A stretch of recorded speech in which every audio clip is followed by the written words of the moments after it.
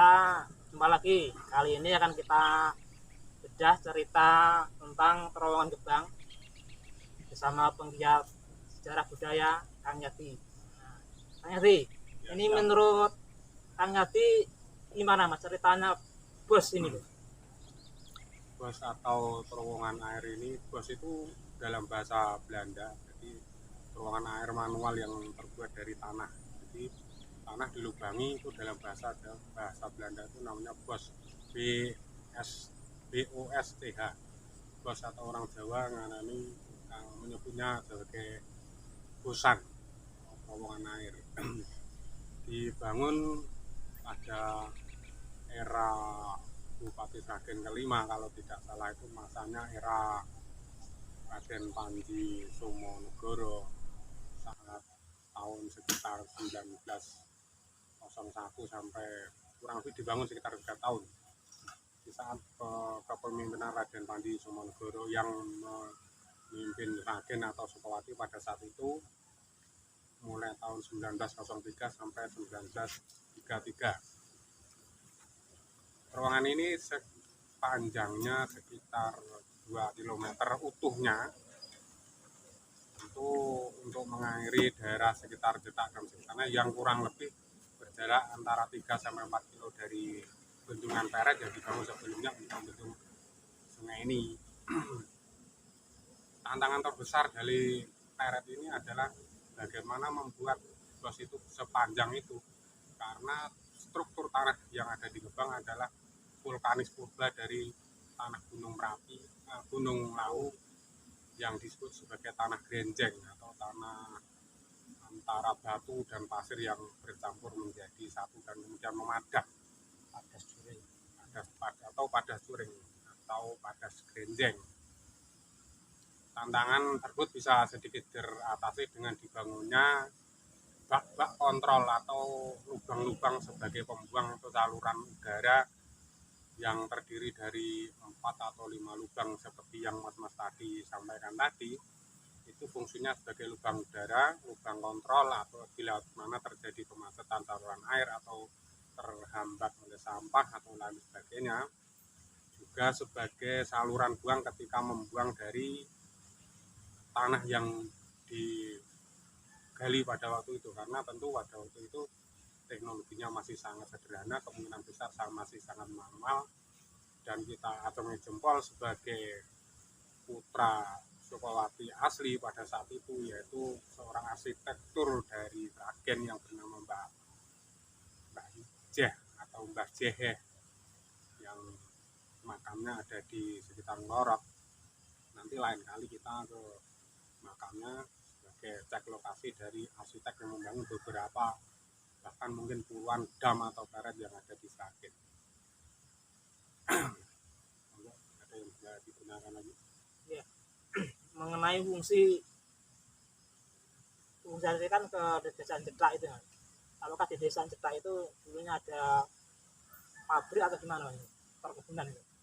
Pertama, justru air ini dipergunakan di Gebang sendiri sebagai turbin penggerak dari pabrik yang ada di Gebang.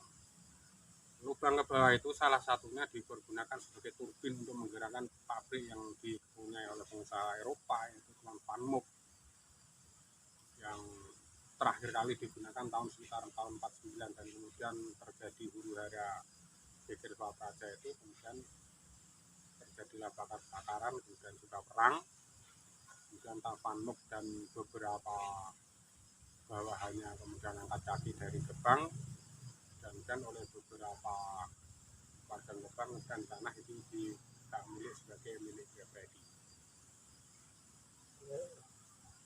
Semakin hari semakin menarik Pak ya, ya. Potensi Gebangnya ini. Betul. Nah, air ini yang menggunakan ya betul, kata Bapak ini memang dulu sini dulu kan ada diesel pabrik itu. Untuk mengairi, bukan diesel pabrik, untuk mengairi tanah untuk nanam tebu. Nah itu, nah yang kesananya itu ada 2 kelurahan yang menggunakan air ini, Duyungan sama Desa Jetak sama Desa Duyungan sampai sekarang. Tapi ini sudah dari sana udah jungkung semua, nggak terawat ini. Faktor usia dan kurangnya perawatan. Betul ya. Nah, Mungkin bisa diaplikan oleh pihak desa. nggak mungkin dari desa, nggak mungkin.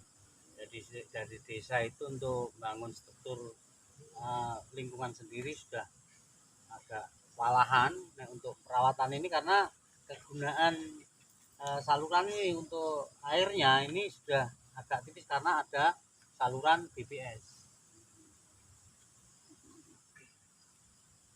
Cuma ini fungsi pembuangan air memang fungsi sekali harus diperbaiki untuk pembuangan air dari desa, dari tubuh-tubuh.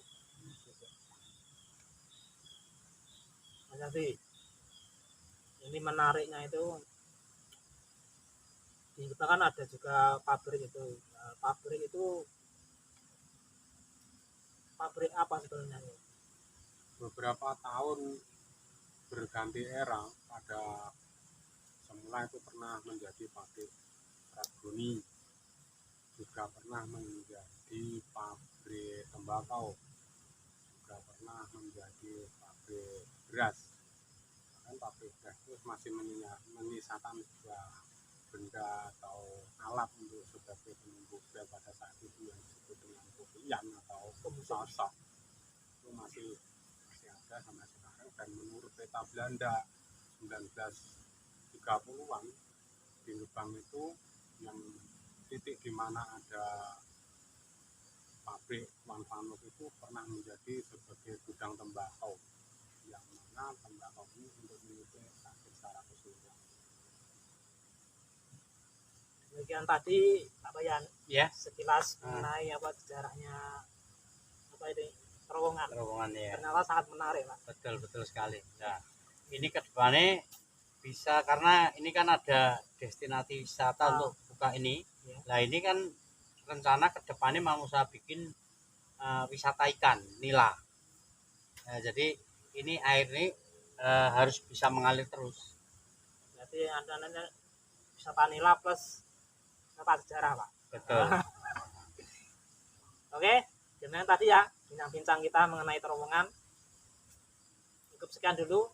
Nanti kita sambung mengenai peninggalan pabrik di Desa Gebang yang berkaitan dengan terowongan. Jangan lupa subscribe dan like-nya agar kami lebih kreatif lagi. Makasih Pak Bayan. Makasih.